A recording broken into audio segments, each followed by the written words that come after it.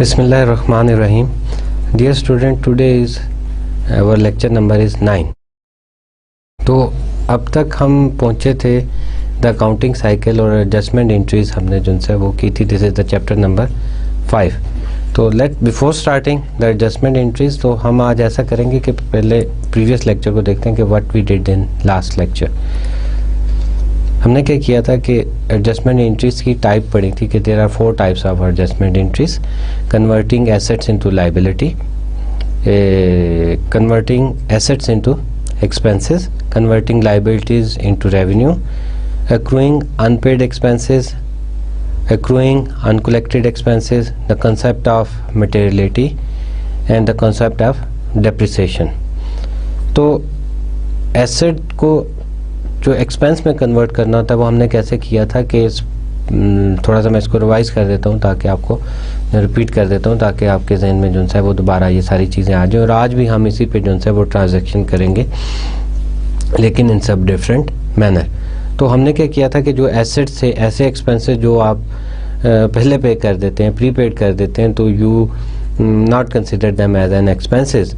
आप उसको क्या करते हैं एज एन एसेट शो करते हैं. And whenever you utilize those expenses you convert that assets into the expenses. तो वो हमने एंट्रीज की थी. और लाइबिलिटीज़ को रेवेन्यू में कैसे कन्वर्ट किया था. Sometime you earn revenue but actually you collect the revenue but that is not earned yet, तो उसको आप एज ए लाइबिलिटी शो करते हैं. लास्ट टाइम हमने एक एग्जांपल दी थी लाइक एयरलाइंस कंपनी की, या फुटबॉल के जो मैच होते हैं या क्रिकेट के जो मैच होते हैं उसमें टिकट्स जो है before occurring of the event जो है वो सेल हो जाते हैं. तो इन दीज केसेस तो हमने क्या कहा था कि जो टिकट सेल होते हैं तो उसको जो कंपनीज हैं वो रेवेन्यू जो है एज ए रेवेन्यू कंसिडर नहीं करती, उसको एज ए लाइबिलिटी कंसिडर करती हैं. सम टाइम इट्स हैपन कि फ़्लाइट जो है वो कैंसिल हो जाए तो फिर क्या होगा, या उस बंदे ने अपना टिकट जो है वो कैंसिल करवा दी है, सम टाइम कोई प्रॉब्लम आ जाती है, तो अगर तो वो इनकम शो कर देते हैं तो फिर उसको रिवर्स करने में प्रॉब्लम होती है. This is the liability until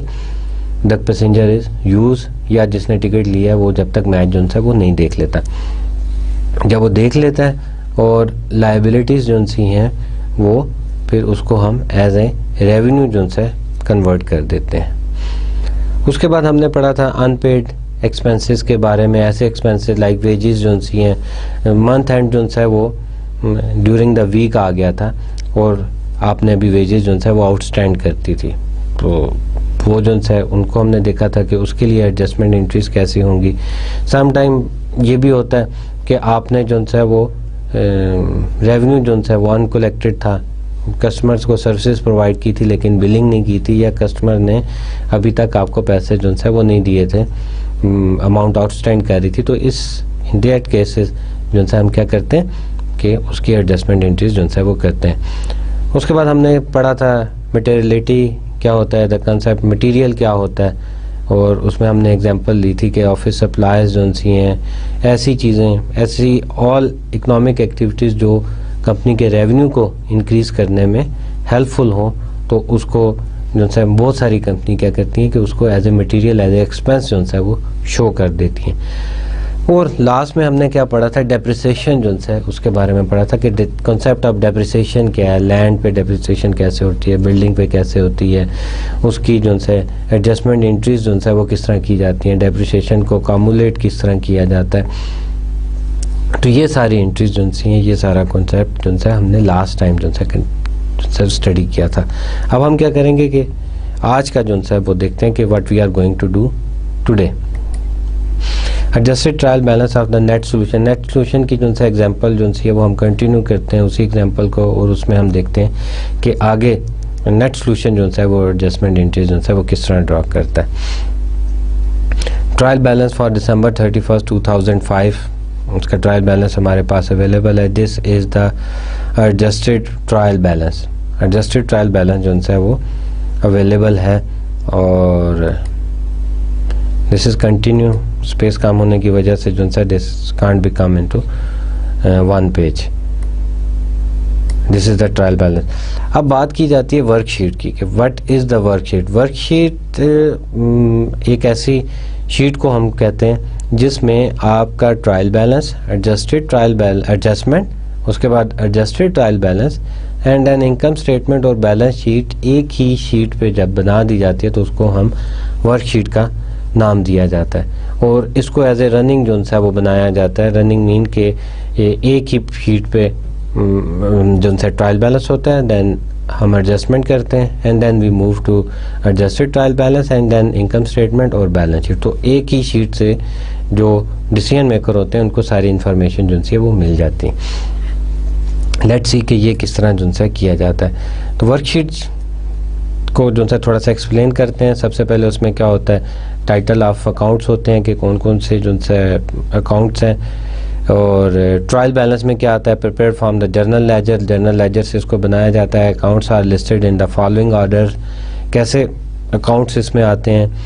assets, सबसे पहले एसेट्स आते हैं, देन लाइबिलिटीज़ को शो किया जाता है, देन स्टॉक होल्डर इक्विटी को शो किया जाता है and then revenue at the end of जो वो लिस्ट में जो सबसे एंड पे आता है वो एक्सपेंसेस को शो किया जाता है। उसके बाद नेक्स्ट कॉलम में हमारे पास एडजस्टमेंट्स आ जाती हैं, डेबिट और credit. Adjustment are enter here two possibilities होते हैं, डेफर्ड जो उनसे एग्जिस्टिंग बैलेंस आर चेंज और accrual new information is enter. तो उसमें भी दो चीज़ें जो उनसे हमारे पास आती हैं। एक तो ये होता है कि जो हमारे एक्सपेंसेस हैं उनको हम जो है वो डेफर कर देते हैं या पोस्टपोन किया होता है, या फिर एडजस्टमेंट उन चीज़ों की आती है जिसमें हम क्या करते हैं कि न्यू एंट्रीज या न्यू इन्फॉर्मेशन को ऐड किया जाता है इसमें। उसके बाद हमारे पास आ जाता है adjusted trial balance. Adjustment are combined with the trial balance, account balance were now adjusted.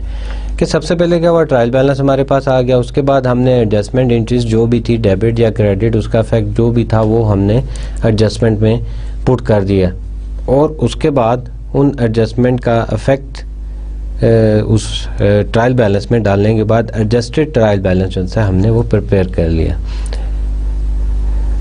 अब ये देखें नेट सोल्यूशन की वर्कशीट जो सी है हमारे पास अवेलेबल है for the 2 months ended December 31st 2005।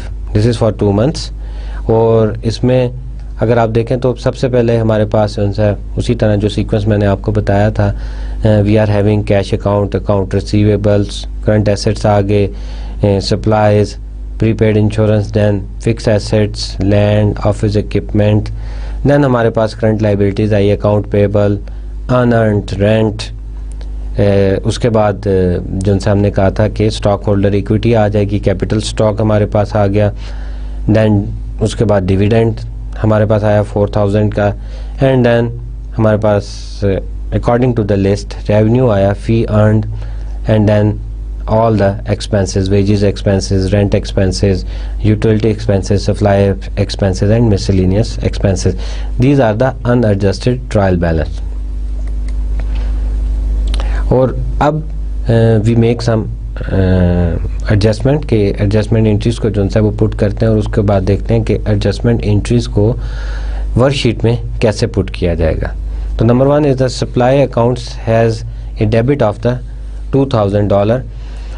An account of the supply at the end of the period reveals that the 760 is on hand. Therefore, 1240 in supplies was used during the 2-month period.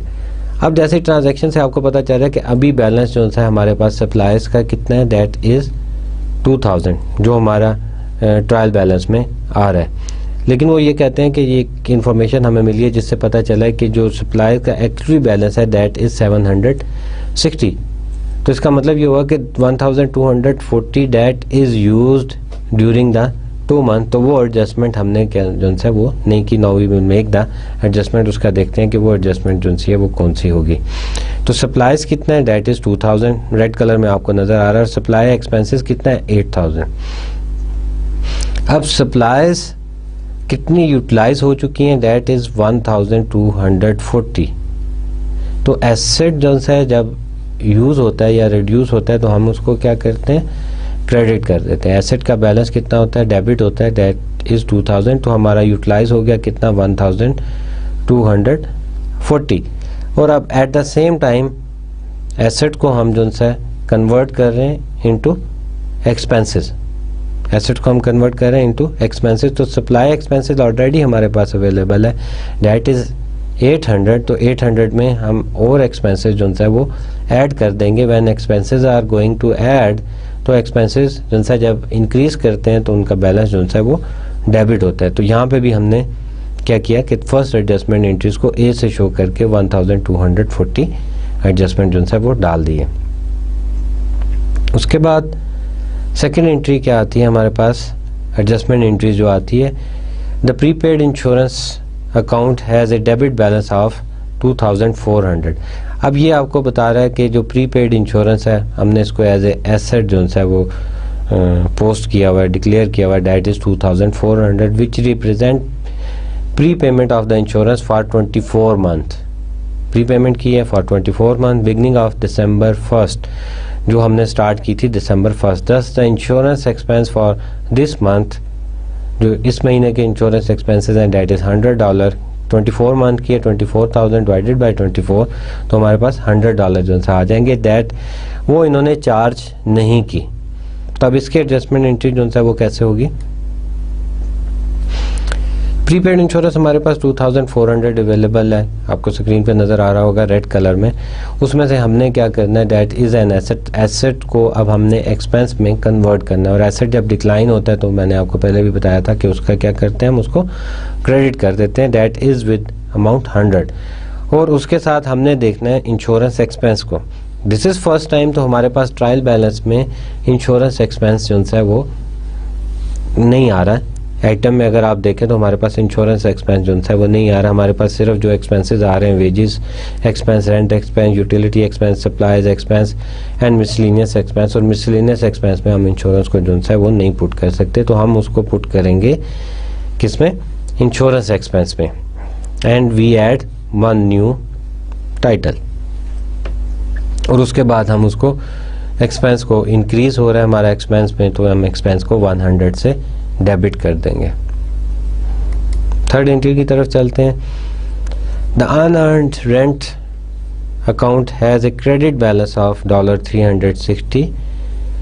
Unearned rent था 360 balance है, which represent the receipts of the 3 months rent beginning with December 1st। दस the rent revenue for December is 120। अब इसमें क्या हुआ कि जैसे आपको याद होगा लास्ट लेक्चर में भी हमने किया था कि जो हमारे पास रेंट एडवांस में आ जाता है तो हम उसको क्या करते हैं, एज ए लाइबिलिटी जो है वो शो कर देते हैं, दैट इज़ अनअर्न्ड रेंट। हमने एडवांस में जो है वो ले लिया, लेकिन अभी हमने उसको यूटिलाइज जो है वो नहीं किया।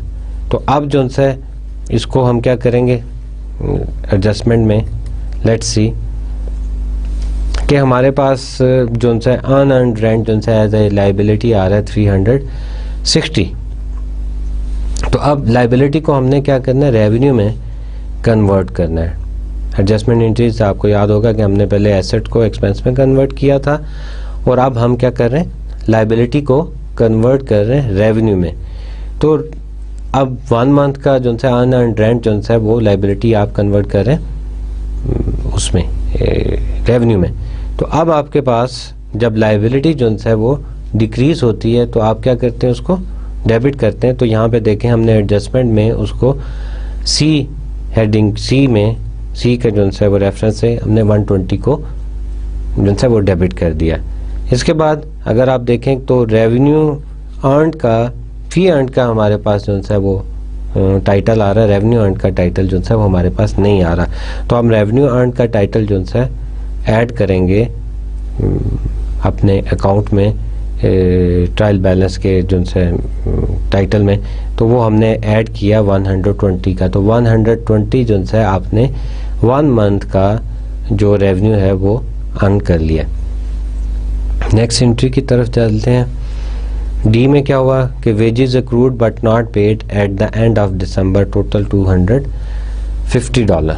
अब वेजेस जो है वो अक्रूड कर रही थी, वेजेस जो सी हैं मैंने आपको बताया था पहले भी कि मंथ जो है वो एंड हुआ between the week and the company used to pay the wages at the end of the week on Friday.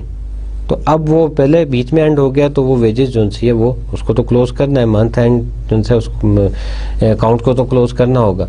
तो अब उसमें प्रॉब्लम क्या आ रही है कि वो वेजेस जो सी है वो आउटस्टैंड कर रही हैं, that is $250। These are the accrued wages. अब वेजेस एक्सपेंस जो है ऑलरेडी एग्जिस्ट कर रहा है हमारे पास, दैट इज 4270।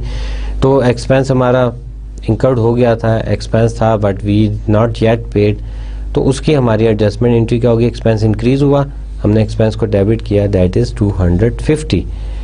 और उसके बाद हमारी लायबिलिटी जो है वो भी इंक्रीज हुई। तो लायबिलिटी के हेड में हमारे पास कोई ऐसा अकाउंट नहीं आ रहा जिसमें वेजेस इन्वॉल्व हो, तो हम अगेन एक न्यू टाइटल जो है वो बनाएंगे, that is the wages payable, that is the amount is 250।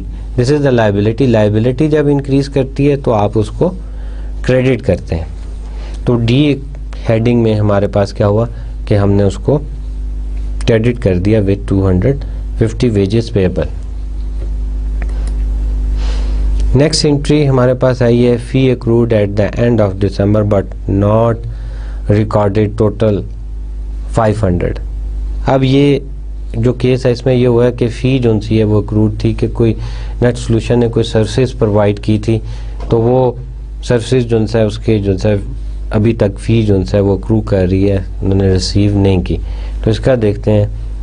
और वैसे ये बड़ी खुशी की बात है कि पैसे जो है मिल जाए, आपको पता होगा आपने पैसे कहाँ से कहीं से लेने हैं और आपको बाद में याद आए, दिस इज सेम।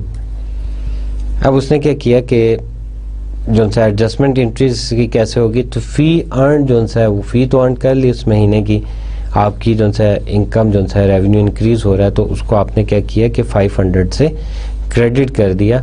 9 नंबर पे आपको फ़ी अर्न जो है वो नज़र आ रहा होगा 16,340, और उसमें आपने क्या किया कि जब फ़ी अर्न इंक्रीज़ होती है आपका रेवेन्यू इंक्रीज़ होता है, तो रेवेन्यू जब इंक्रीज़ होता है तो आप उसको क्रेडिट करते हैं। उसके बाद आपने क्या किया कि अकाउंट रिसीवेबल, अभी आपका रेवेन्यू जो है वो अक्रूड था, रिसीव नहीं किया, अभी कैश पे नहीं किया आपके क्लाइंट ने, तो आपने क्या किया कि उसको अकाउंट रिसीवेबल में पुट कर दिया विद $500 से।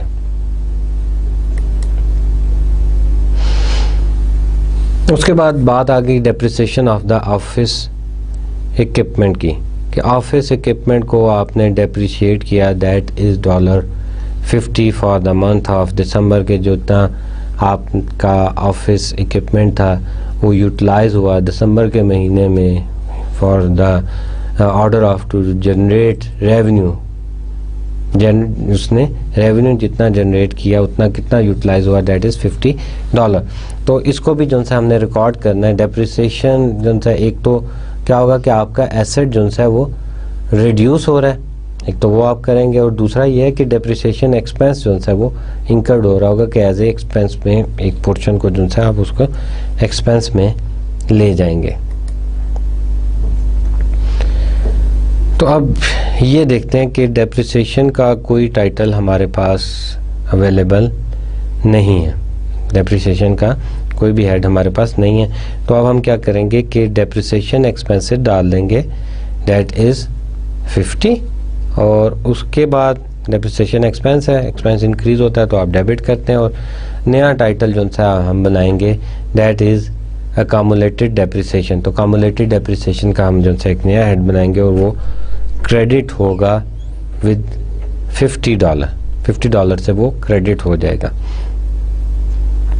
उसके बाद अगली एंट्री की तरफ जाते हैं।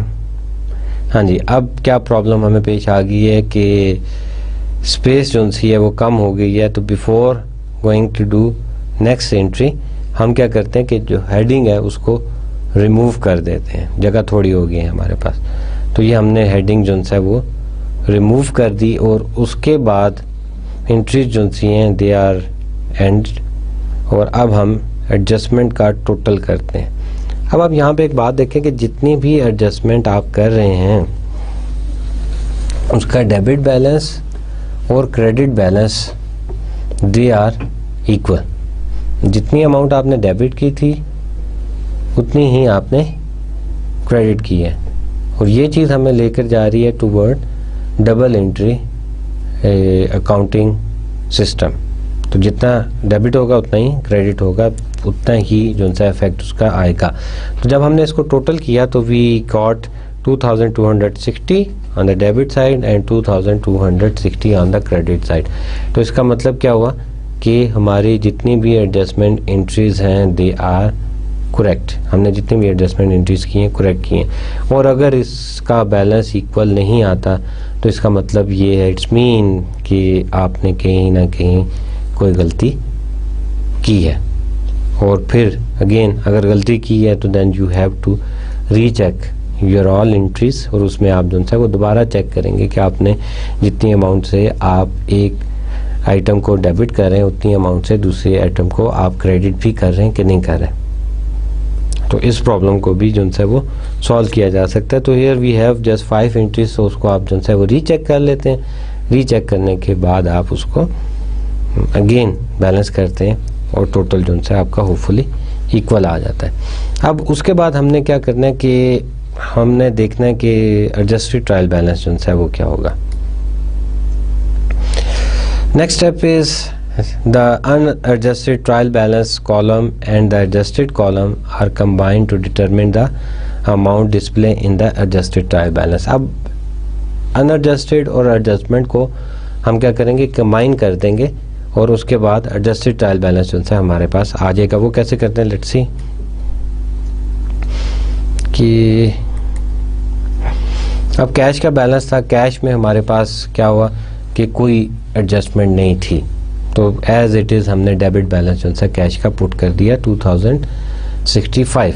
उसके बाद अकाउंट रिसीवेबल हमारे पास डेबिट बैलेंस था 220 and again we have debit balance 500, तो हमने इन दोनों को टोटल किया, we have now 2720 debit balance in account receivable. मतलब आपके एसेट जो से करंट एसेट जो है वो इंक्रीज हो गए विद अमाउंट ऑफ 500। उसके बाद सप्लाईज में आ जाए, सप्लाईज का बैलेंस कितना था, 2000 था। अनएडजस्टेड ट्रायल बैलेंस में एडजस्टमेंट की 1240, तो रिमेनिंग बैलेंस हमारे पास कितना रह गया 760। सप्लाईज डेबिट थी, इधर सप्लाई जो है वो क्रेडिट हुई, डेबिट और क्रेडिट माइनस किया हमने, तो हमारे पास 760 डेबिट रह गया। उसके बाद हमारे पास आ जाता है प्रीपेड इंश्योरेंस, दैट इज़ 2400। वो डेबिट बैलेंस था, उसमें से जितनी इंश्योरेंस कंज्यूम होगी 100 वो हमने माइनस कर दी, तो हमारे पास बैलेंस कितना रह गया, दैट इज़ 2300। लैंड पे आ जाते हैं, लैंड में अभी कोई चेंजेस जो है नहीं आई एज सच, यहाँ पे तो आपको नज़र आ रहा है कि नहीं आई, लेकिन नीचे अकामुलेटेड डेप्रिसिएशन जो सी है वो आई थी, that is not in the land. Land में जो है नहीं आई थी, सिर्फ ऑफिस इक्विपमेंट में जो है हमारे पास आई थी। लैंड में कोई चेंजेस नहीं है, दैट इज़ 20,000 हमने पुट कर दिया एडजस्टेड ट्रायल बैलेंस में। देन उसके बाद हमारे पास ऑफिस इक्विपमेंट आ जाता है, दैट इज़ 1800, लेकिन हम यहाँ पे ऑफिस इक्विपमेंट को नहीं छेड़ेंगे, एज इट इज़ जो है हम मेंशन कर देंगे। And then account payable 900, no change. Unearned rent जो है that is 360, that is the credit balance showing you the liability. और उसके बाद क्या हुआ कि हमने डेबिट किया हुआ है एडजस्टमेंट में 120 से, इसका मतलब ये हुआ कि हमने ये रेवेन्यू अर्न कर लिया है। और एडजस्टेड ट्रायल बैलेंस में क्रेडिट में से डेबिट को माइनस किया, तो देन वी हैव 240, तो अब हमारे पास जो अनअर्न्ड रेवेन्यू रह गया दैट इज़ 240। उसके बाद कैपिटल स्टॉक पे जाते हैं, capital stock is 25,000, that is same, उसमें कोई चेंजेस नहीं आई। And then dividend 4,000, no change. And then there is some change in the fee earned 16,340, उसमें we got adjustment of 500 more, both balances are the credit, so the total amount is 16,840, that is credit. Now the fee earned is increased by $500. And the next is wages expenses, yes we have some change, 4,275 की wages थी and that is changed by 250। Debit balance था, increase हुआ wages expenses में, now the balance is 4,525। Next जो है हमारे पास that is the Rent expenses, there is no change, 1600. Utility expenses, no change, 9985. Supplies expenses, 800, no change. No, we have a change. Supply expenses 800, and we have one increase, 1240, and the total supply expenses are now 2040. There is increase, huge increase in the supply expenses. Or next is the miscellaneous expenses, no change, 455. And then there are some new accounts. Insurance expenses 100 as it is, क्योंकि previously हमारे पास insurance का कोई title नहीं था insurance expense का. Rent revenue, that is debit, no credit, that is credit 120. और adjusted trial balance में भी वो उसी तरह आ जाएगा. Then wages payable, that is 250. Credit balance, this is the liability of the net solution. Depreciation expenses, there is increase, and that is 50. पहले हम depreciation को जो सा वो title, we don't have the title of depreciation expenses, that is 50. And then accumulated depreciation, again we don't have the title of accumulated depreciation, that is credit 50, और 50 को हमने credit कर लिया.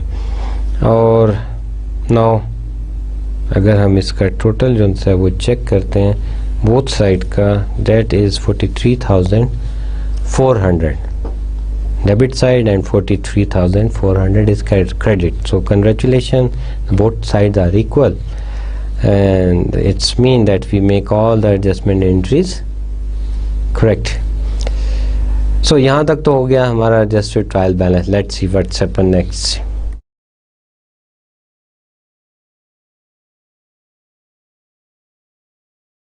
रेवेन्यू एंड एक्सपेंसेस, आगे हम continue करते हैं. Income statement में क्या आता है? Revenue and expenses balances in the adjusted trial balance column are extended to the income statement. वो जो हमारा adjusted trial balance था उसमें से क्या किया जाता है? रेवेन्यू और आपके एक्सपेंसेस जो है you forward that into the income statement, and then in the balance sheet assets, liability and stockholder equity balances in the adjusted trial balance column are extended to the balance sheet column. अब जो adjusted trial balance में हमारे पास assets थे, liabilities थी और stockholder equity थी, उसको हम कैरी कर लेते हैं बैलेंस शीट में. वर्कशीट का जो बैलेंस शीट है उसमें to take more room, to make more room on the slides for the income statement and the balance sheet column, the trial balance and the adjusted trial column or the adjustment column have been removed. So उसमें हमने क्या किया कि जो unadjusted trial balance था वो और जो adjustment थी उसको remove कर दिया. Then we have only the adjusted trial balance. So again same जो previous हमने बनाया था, that is, so let's see what's happened. Extend the balances from the adjusted trial balance column. Now you can see, let's start with the income statement. We have fee earned, that is 16,840. उसको हमने extend किया. wages expenses को debit show किया, rent expenses को show किया, utility expense, supply expenses, miscellaneous expenses, then insurance expenses, and then rent revenue, that is credit, and then depreciation expenses, that is 50. So these all items are related to the income statement. income statement से relate करते हैं. इसको हमने income statement के column में जो उनसे वो put कर दिया, and then move toward the balance sheet column. So first of all the cash, account receivables, supplies, prepaid insurance, land, office equipment, these are our assets. तो उसको assets में हमने show किया, and then we have some liabilities, account payable, unearned rent, and then capital stock 25,000, and then that is the dividend paid, इसको क्या करेंगे कि we show in the debit side of the balance sheet, that is 4000। तो वैसे तो हम इसको क्या करते हैं कि we minus it from the stake holder, we minus it from the earning, तो अर्निंग में से हम माइनस करते हैं, but here in the worksheet we show it in the balance sheet as an dividend. Debit side पे जो है हम इसको शो करते हैं। तो डेबिट साइड में शो करने का मतलब ये हुआ कि it will automatically minus from the credit side. Then we have the wages payable, this is the new title, हमारी जो है वो इंक्रीज हुआ है liability, and then the accumulated depreciation. अब यू कैन सी कि अकोमुलेटेड डेप्रिसिएशन को हमने क्या किया, क्रेडिट कर दिया। तो देयर आर टू केसेस के जब हम नॉर्मल जो है वर्कशीट के अलावा बैलेंस शीट बनाते हैं तो तब हम क्या करते हैं कि हम उसको ऑफिस इक्विपमेंट में से माइनस कर देते हैं। तो माइनस करने का मतलब ही ये है कि आप उसको क्रेडिट कर रहे हैं, जो है एसेट्स आपका रिड्यूस हो रहा है।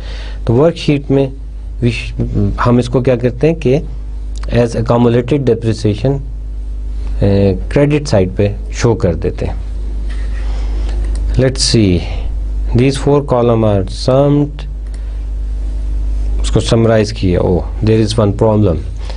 अब क्या हो रहा है, let's see income statement, the debit side is 9755 and the credit side is 16960, balance sheet is also not equal, तो इसका मतलब है it's mean there is some problem.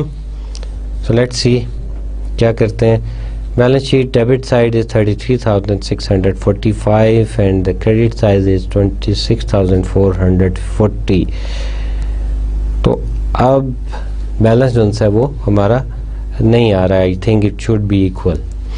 तो इसको इक्वल आने के लिए हम क्या करेंगे कि इनकम स्टेटमेंट क्रेडिट साइड हमें जो है वो रेवेन्यू शो करती है, राइट, और डेबिट साइड हमें क्या शो करता है, that shows showing the expenses. तो रेवेन्यू में से जब एक्सपेंसेस माइनस कर देंगे that is the income of our net solution company. तो राइट, और उसके बाद वही इनकम किसके पास चली जाती है, that is move toward the capital stock, that is the income of the owner. तो वो वहाँ पे हमारी इनकम जो सी है वो मूव हो जाती है। तो बैलेंस शीट की हम बात कर रहे थे। बैलेंस शीट में क्या हुआ कि वो इनकम जो सी हमारी इनकम स्टेटमेंट थी that will move towards the balance sheets, जो से स्टॉक कैपिटल स्टॉक में वो एज एन लाइबिलिटी जो है वो इंक्रीज कर जाएगी। तो let's see what's happen next. The difference between the income statement column total is the net income or the net loss for the period. तो the difference between the balance sheet column total is also the income or the net loss. तो वही मैंने बात जो आपको बताई थी कि उन दोनों में जो डिफरेंस आ रहा है वो हमें किस साइड पे लेके चल रहा है, वो हमें लेके जा रहा है आपके नेट इनकम और लॉस की तरफ, और उसमें भी जो डिफरेंस आ रहा है वही हमें लेके जा रहा है या तो नेट इनकम या नेट लॉस की तरफ। तो इसका मतलब ये है कि जो दोनों में डिफरेंस आ रहा है that will be in same amount. अगर वो सेम अमाउंट से नहीं आ रहा तो इसका मतलब ये है कि आपने कोई एरर या मिस्टेक की है। लेट्स सी इनकम स्टेटमेंट, और इनकम स्टेटमेंट का जो डेबिट बैलेंस है दैट इज 9,755, क्रेडिट बैलेंस है 16,965। इट मीन कि इनकम हमारी 16,960 है और एक्सपेंसेस कितने 9,755 है। और जब इन दोनों का डिफरेंस चेक करते हैं that is 7,205, that is the income, that is the net income for the net solution for 2 months। और उसके बाद जब हम बैलेंस शीट पे जाते हैं तो we have the debit balance 33,645 और क्रेडिट बैलेंस हमारे पास कितना है 26,440। तो हम इन दोनों को माइनस करते हैं तो वी हैव द बैलेंस 7,205 जो लेस है हमारा किससे, क्रेडिट साइड से। तो that is the net income earned by the net solution. तो वो हमारा जो है वी आर हैप्पी कि हमारा जो है बैलेंस जो है वो दोनों का बराबर आया। इट्स मीन के जो डिफरेंस है वो सही है। If there is some error कि अगर आपका जो सपोज हम ये कहते हैं कि इनकम जो सी है वो हमारी 7205 आ रही है और बैलेंस शीट में अगर हम यही पुट करते स्टिल हमारे पास कोई डिफरेंस आ रहा होता तो इट्स मीन कि देयर इज समथिंग रॉन्ग, कोई एंट्री आपने गलत पोस्ट कर दी है, कोई अमाउंट आपने गलत जो है वो लिख दी है। तो प्लीज़ रीचेक इट और उसके बाद जो है वो आपको पता चल जाएगा। This is the worksheet. Worksheet में एक चीज़ जो है आई लाइक वेरी मच के जिसमें आप का जो भी आप काम कर रहे होते हैं that is checked each and every time. कैसे कि आपने ट्रायल बैलेंस बनाया तो अनएडजस्टेड ट्रायल बैलेंस बनाया तो वो आपका अगर इक्वल आ गया तो इट्स मीन कि आपका एक स्टेप जो है वो ठीक हो गया। सपोज एग्ज़ाम में एक क्वेश्चन आ जाता है कि आप वर्कशीट प्रिपेयर करें तो वर्कशीट के 50 मार्क्स हैं, तो अगर मार्क्स डिस्ट्रीब्यूशन देखी जाए तो आपके जो मार्क डिस्ट्रीब्यूशन बनती है वो कैसे होगी कि आपके जो अनएडजस्टेड ट्रायल बैलेंस है that contain 10 marks, adjustment contain 10 marks, then adjusted trial balance 10 marks, income statement 10 marks and balance sheet 10 marks। तो अब अनएडजस्टेड ट्रायल बैलेंस था, उसमें आपने क्या किया कि सारी एंट्रीज की जनरल एंट्रीज और उसको पोस्ट किया तो देन यू फाइंड कि यार ठीक है ओके बैलेंस मेरा इक्वल आ गया, इट्स मीन कि मैंने सारी एंट्री जो सी हैं वो ठीक कर ली। सेकेंड स्टेप पे आप आए, then you make the adjustment, जितनी भी एडजस्टमेंट की, then again you check the debit and credit balance, if it is equal then it's mean you make the correct entries. उसके बाद क्या हुआ कि जब आपने एडजस्टेड ट्रायल बैलेंस बनाया तो अगेन आपने क्या किया कि उसकी एंट्रीज को जो है वो चेक किया। जब आपने उसको चेक किया तो वो भी इक्वल आ गई, देन इट्स मीन कि आपका जो थर्ड स्टेप है वो भी सही हो गया। उसके बाद आपने मूव किया इनकम स्टेटमेंट की तरफ। इनकम स्टेटमेंट में आपने क्या किया कि रेवेन्यू और एक्सपेंसेस को जो है वो सेपरेट कर दिया और वो इसमें शो किए। अब उसके बाद आपने इनकम कलेक्ट कर ली, उसके बाद इनकम आपके पास आ गई, then you move towards the balance sheet. Balance sheet में आपने क्या किया कि एसेट लिख दी और लाइबिलिटीज लिख दी। सपोज आपसे एक मिस्टेक होगी, आपने क्या किया कि डिविडेंड को जो है आप डिविडेंड पे करते होते हैं, आप स्टॉक जो है होल्डर से स्टॉक इक्विटी से माइनस कर देते हैं, तो आपने उसको बाय एरर आपने उसको क्रेडिट कर दिया। अब क्रेडिट किया तो वहाँ से जो आपने इनकम से इनकम स्टेटमेंट से जो आपने बैलेंस लिया था इनकम का या लॉस का, आपने वो जो है पुट किया, आपने वो पुट कर दिया। पुट करने के बाद आप जब बैलेंस किया तो आपकी बैलेंस शीट जो है वो बराबर नहीं आ रही, तो इट्स मीन कि आपने कोई गलती की है and then you can find it, आप उसको चेक कर सकते हैं। तो आपने चेक किया तो देन यू फाइंड कि आपने डिविडेंड जो है वो डिफरेंस कितना आ रहा था, डिफरेंस आ रहा है बोथ साइड का 8000, तो इट्स मीन कि कोई 4000 की अमाउंट है जो आपने गलत पुट की हुई है। अगर डिफरेंस 8000 आ रहा है दोनों साइड में तो इसका मतलब है कि आपने कोई अमाउंट ऐसी है जो वहाँ पे पुट की है, that is the half of the difference. तो वो आपने क्या किया कि डिविडेंड को उठा के वापस इधर पुट कर दिया एसेट वाली साइड पे और आपका बैलेंस जो है वो बराबर आ गया। तो वर्कशीट इज़ वेरी गुड क्योंकि आपको इसमें एरर जो है वो फाइंड करने में प्रॉब्लम नहीं होती। लेट्स सी कि नेक्स्ट जो है वो क्या होता है।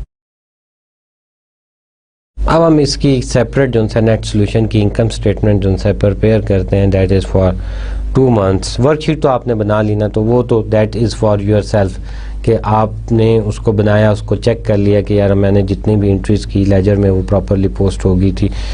तो नाउ इसके बाद आप वेरी इजीली वेरी क्विकली जो है वो इनकम स्टेटमेंट जो है बना सकते हैं। तो हमने क्या किया कि फ़ी को जो है वो फ़ी अर्न को शो किया, that is 16,840।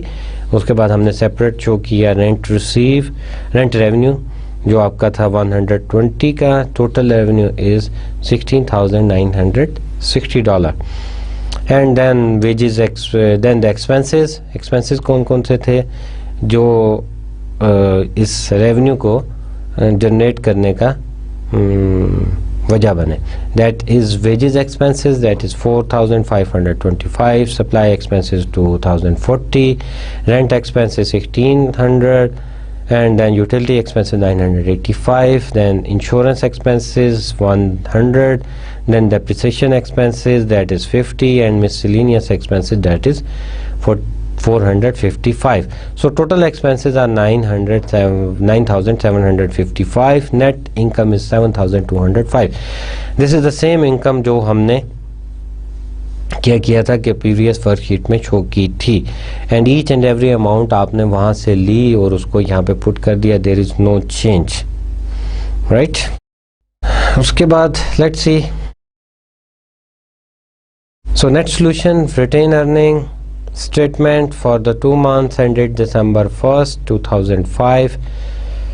Net income for November and December, that is for 2 months, तो वो 2 महीने की इनकम कितनी है 7,205. और यहाँ पे हमने क्या किया कि इनकम में से डिविडेंड को लेस कर दिया, इनकम में से डिविडेंड को लेस कर दिया, दैट इज़ 4,000. और रिटेन अर्निंग हमारे पास कितनी बच गई, दैट इज़ $3,205.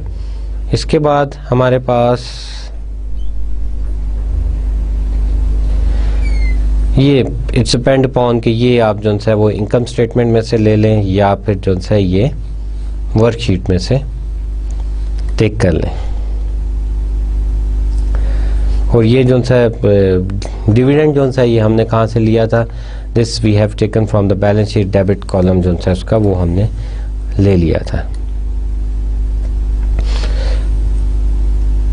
अब ये देखते हैं कि नेट सॉल्यूशन की बैलेंस शीट कैसे बनेगी. This is little bit change, इसमें थोड़ी सी चेंज आई.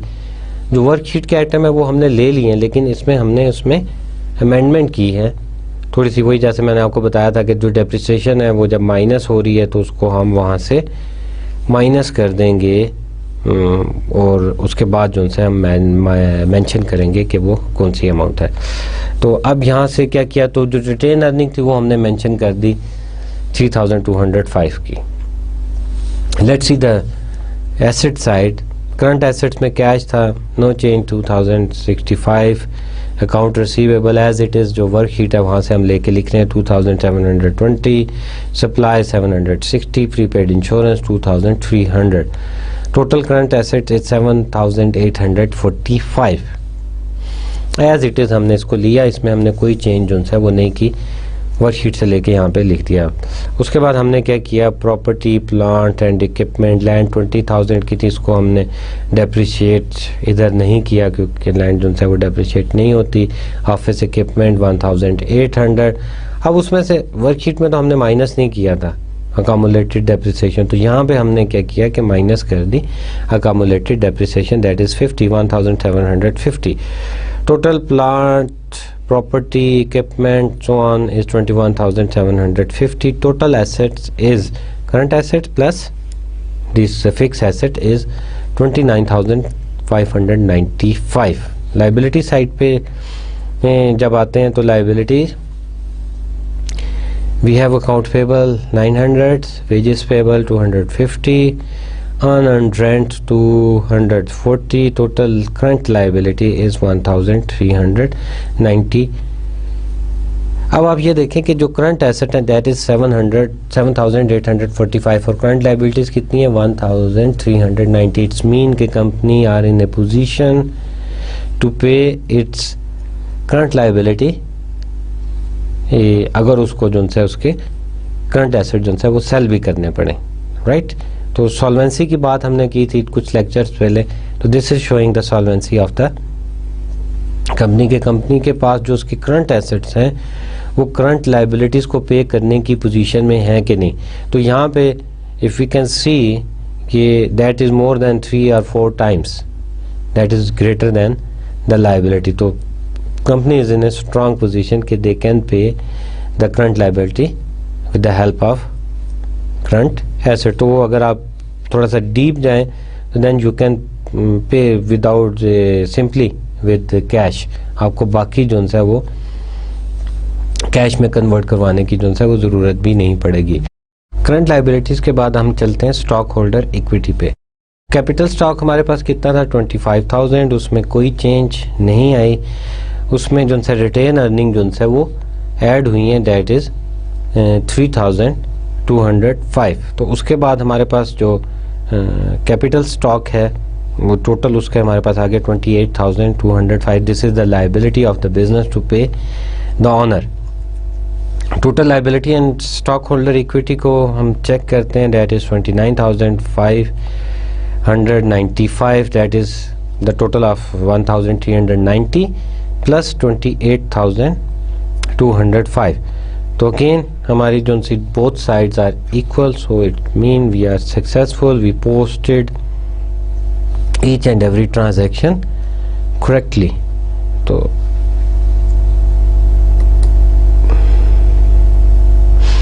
और ये जो रिटेन अर्निंग आई थी, this is from the income statement.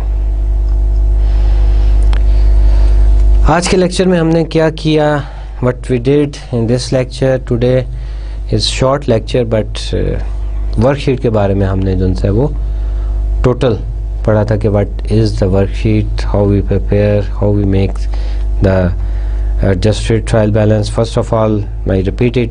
आज हमने क्या किया, ट्रायल बैलेंस जो है वो हमने बनाया.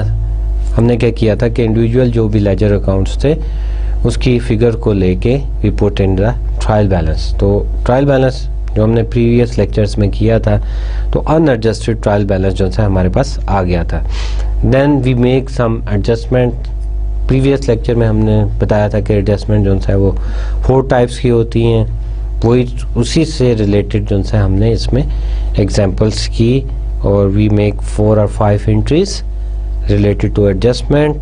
एडजस्टमेंट हमने डाल दी. देन हमने क्या किया कि उन एडजस्टमेंट को जो अनएडजस्टेड ट्रायल बैलेंस है उसमें उसको मर्ज करने के बाद then we make the adjusted trial balance, वो हमने बनाया. और with each and every step हमने क्या किया था कि बैलेंस जो है वो टैली किया था डेबिट एंड क्रेडिट साइड का, और हम ये चेक करते आ रहे थे कि हमारा जो है वो जो भी काम है वो प्रॉपर डायरेक्शन में जा रहा है, उसमें कोई एरर है कि नहीं. तो एडजस्टेड ट्रायल बैलेंस को हमने चेक, पहले ट्रायल बैलेंस को, अनएडजस्टेड ट्रायल बैलेंस को चेक किया, देन एडजस्टमेंट को चेक किया, both sides are equal. Then उसको एडजस्टेड ट्रायल बैलेंस को चेक किया, अगेन तो both sides are equal. Then हमने क्या किया कि वर्कशीट में जो इनकम स्टेटमेंट की आइटम्स थी उसको पोस्ट कर दिया था इनकम स्टेटमेंट में, और जो हमारे पास आइटम्स थी बैलेंस शीट की वो हमने पोस्ट की वर्कशीट में, बैलेंस शीट में. और देन हमने देखा कि उसका बैलेंस जो है वो इक्वल नहीं आ रहा था. Then we find that is the net income. Income statement में वो नेट इनकम थी, और देन उसको हमने शो किया था बैलेंस शीट में एज ए रिटेन अर्निंग. और उसके बाद स्टेटमेंट ऑफ रिटेन अर्निंग जो है वो हमने प्रिपेयर की कि स्टेटमेंट ऑफ रिटेन अर्निंग जो है वो कैसे बनाएंगे, और इनकम स्टेटमेंट जो है वो हमने बनाई, इनकम स्टेटमेंट किस तरह बनाई, कैसे बनाया. And then at the end हमने जो है नेट सोल्यूशन की जो है बैलेंस शीट बनाई, और उसमें हमने क्या किया था कि कम्युलेटेड डेप्रिसिएशन को माइनस कर दिया था जो है ऑफिस इक्विपमेंट से. और उसके बाद again on the right side stock holder equity में हमने क्या किया था कि रिटेन अर्निंग को शो किया था. और रिटेन अर्निंग में अगर आपको याद हो हमने क्या किया था कि 4,000 जो डिविडेंड पे किया था नेट इनकम में से वो हमने माइनस कर दिया था. So this is the end of today session. उसके बाद नेक्स्ट लेक्चर में इंशाल्लाह आपसे फिर मुलाकात होगी, और आई होप कि आप जो है इस वर्कशीट को प्रिपेयर करेंगे, उसकी एक्सरसाइज करेंगे. May be you will find some difficulty at the start, लेकिन बाद में जो है जब आप प्रैक्टिस करेंगे तो then you will become the expert. See you next lecture. Thank you very much. अल्लाह हाफिज़.